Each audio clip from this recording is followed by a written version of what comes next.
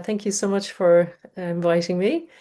And yes, my name is Annie Birkin. I'm the founder of CareSpace. I'm based in Amsterdam in the Netherlands. And uh, what I've in particular been doing with Clean Language is using my coaching. I'm doing coaching with people who are suffering from serious illness, or perhaps they're getting older, they're approaching the end of life, and they want to approach that in a positive way. So I'm helping people with that.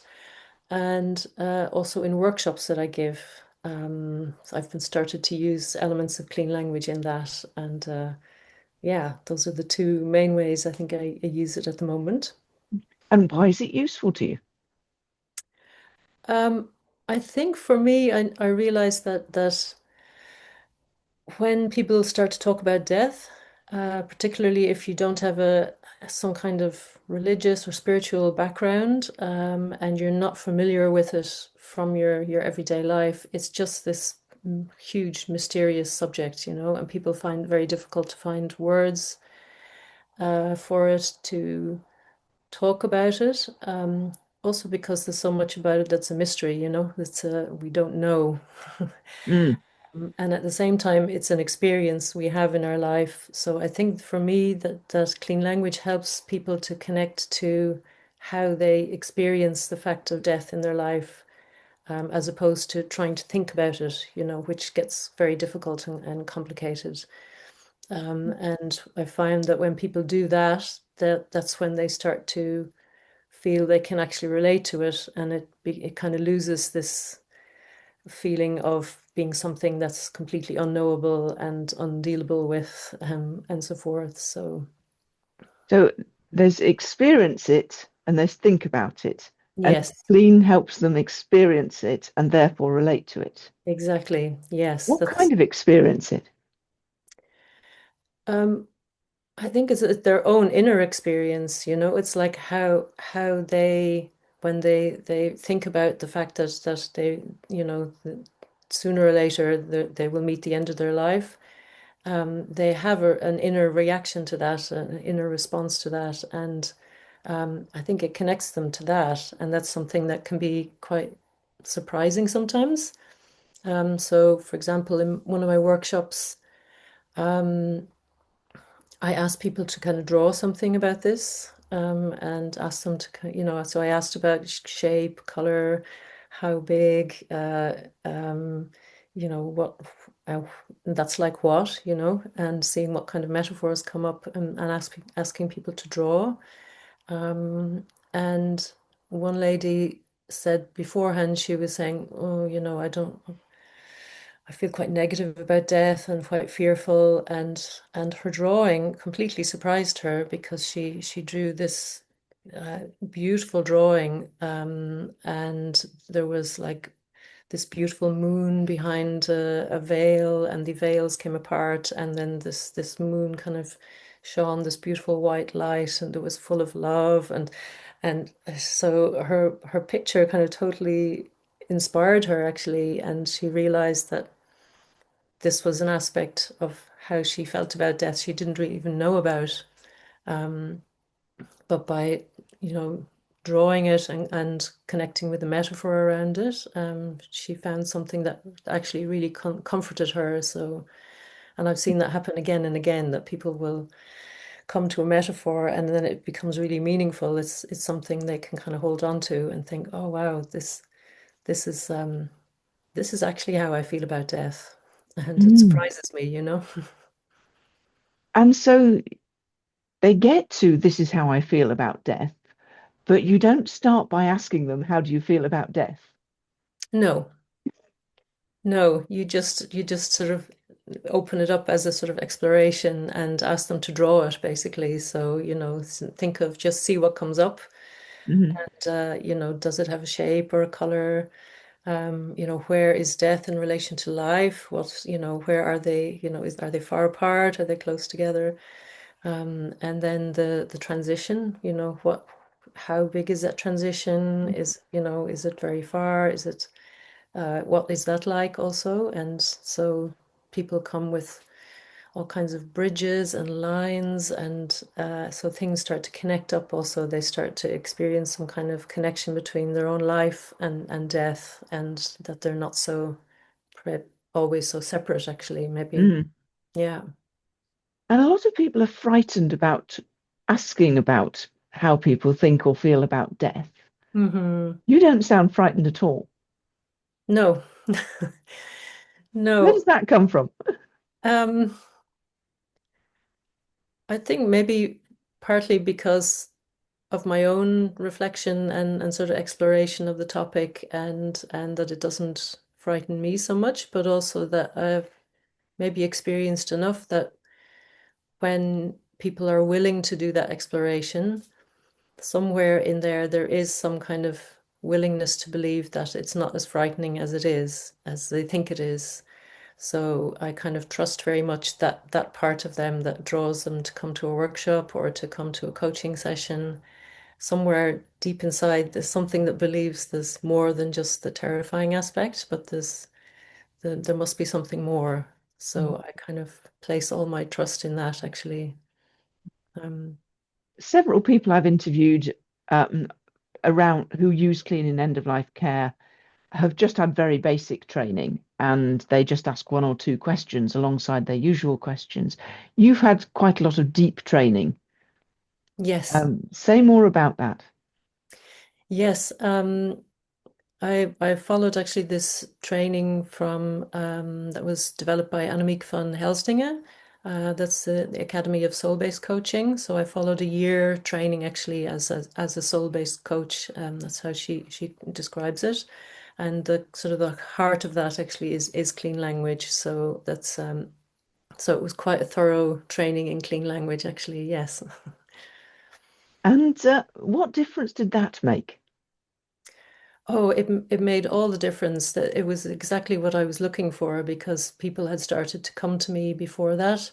I wasn't necessarily doing coaching before that, but during lockdown, actually, people started contacting me and saying, I heard you give courses and training on this subject of death and dying and preparing for death, and can you please help me? I have a couple of years, perhaps still to live. I'm still quite healthy, but I want to start working on this now. So not waiting till, you're actually almost too ill to do something, but people who are wanting to really make the most of the time they had, actually. So they came with a kind of positive wish, I would say, which to me fits very well with coaching. It's like, what would you like to have happen? Mhm. And that must have been a frightening time to start doing a coaching thing when everybody's locked down and people and death was so front of mind for people. Yes, absolutely. But at the same time, I think I was so impressed that these people really wanted to do that preparation and wanted to think and reflect on death. And that's uh yeah, so that I just really wanted to encourage that. Actually, I wish more people had that willingness and sort of curiosity about it, and to be able to kind of dive in and lose their fears, basically. Yeah, Mm. Do you think clean language can help people dive in and lose their fears? absolutely, absolutely. I think one of the things that I noticed that uh, the kind of core question that comes up a lot is to do with finding something that will kind of help you no matter what's going on, because when you're approaching the end of life, so many things are falling apart and are you're losing control. Things are not working anymore, and that can feel very, very, very frightening. And I think with the clean language questions, you can kind of ask yourself, what would you like to have happen, which in that kind of situation is a kind of surprising question for many people. Like, mostly we feel helpless and out of control, but then to actually ask yourself, well, what would I like to have happen? Then you can start to kind of activate your own kind of agency in that process. And so finding that metaphor for gives you strength and what kind of carries you through uncertainty and loss of control and sadness and loss. Um, I found with the people who find that kind of metaphor for that, that it becomes such a precious thing. It's like one lady described, when it gets dark, I want there to be this fire, and I can sit around this warm, cozy fire, and there's all these little trolls. I don't know if you remember when I was young, there were these little trolls that were very popular, and they were like pink and bright colors, and they had this shocking hair, and they were a bit mischievous. And she described, there were all these trolls around, and they were singing together and talking, um, and it just sounded so cozy and warm and safe and bright and vivid, actually, that I think this was a metaphor that really kind of stayed with her and nourished her, through dark times. So I think it can bring something very precious, actually, Mhm. in the midst of what can be, yeah, some of the most challenging times in your life. Mm. Say something about how metaphor can be useful in those challenging times. For most people, you and I know, because we've done the clean language work, how valuable metaphor can be. I'm curious, how would you describe the value of those metaphors to someone who didn't know anything about them? Mm. Um, I think one thing I was reflecting on this before we spoke, actually, that why is that so powerful? That, in the past we might have had, some kind of common religion or something we could kind of believe in. And my experience is that when people start to look for their inner strength, and that takes on a shape and a form, and it becomes a metaphor, it's their metaphor. It's like finding your own sort of personal superpower almost inside yourself, and it's your shape. So it's I just notice it's so meaningful for people, because it's like nobody's telling you, be strong, or you have this strength inside you, but it's almost like you find it in yourself through the metaphor, kind of giving it a shape. So you have a way of relating to it, and it's yours. It came from your mind. Nobody else gave it to you. So somehow that sort of individual, personal power seems um, very powerful. Yeah. I don't know how else to describe that, but we're also individualistic nowadays anyway. But also, and so, maybe we don't believe in some common religion or something else outside of ourselves, but finding something in yourself that's, you know, came from you, um, has that, and having it have this shape and a form that you can relate to seems very powerful. Yeah. And when all of that, is there anything else that I should have asked you about? Hmm. That's a good question. Um,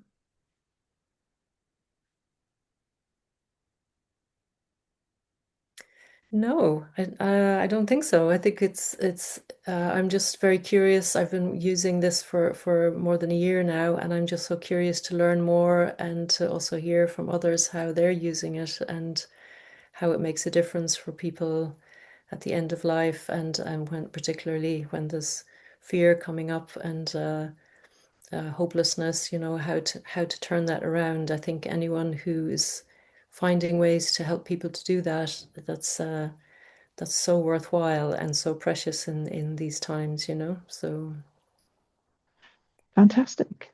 Thank you very much indeed for sharing all of that. thank you so much, Judy, for asking, and I wish you well.